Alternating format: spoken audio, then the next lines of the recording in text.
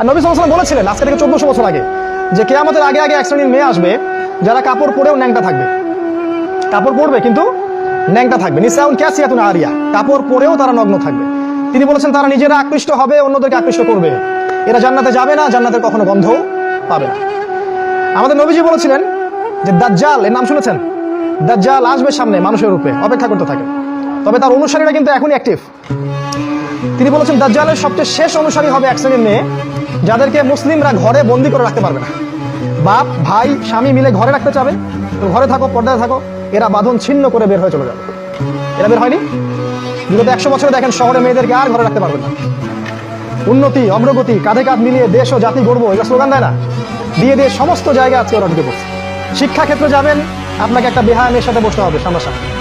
স্কুলে যাবেন, সেখানে জিনা করতে হবে। কলেজে গেলে সেখানে জিনা। চাকরি করতে যাবেন, সেখানেও জিনা। দেশ চালাবেন, সেখানেও জিনা। সব জায়গায়।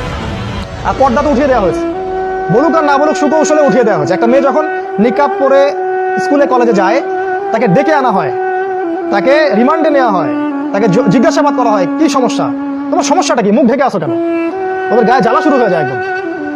এই দেশে বাস করেন আপনারা, এই সমাজে বাস করেন, যেখানে একটা মেয়ে স্বতন্ত্রভাবে যে স্বাধীনভাবে হিজাব করবে সেই স্বাধীনতা ওর নাই এখন। বরং তাকে বাঁকা চোখে দেখা হয়, এটা জঙ্গি নাকি? বোরখার নিচে কি বোম আছে? গাড়ির নিচে আবার বোম আছে না?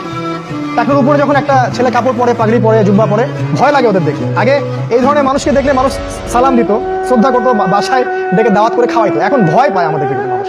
আমরা কি ভাই পশু হয়ে গেলাম নাকি? এই কাজটা কে করলো আসলে? আমরা কি বাঘ ভাল্লুক?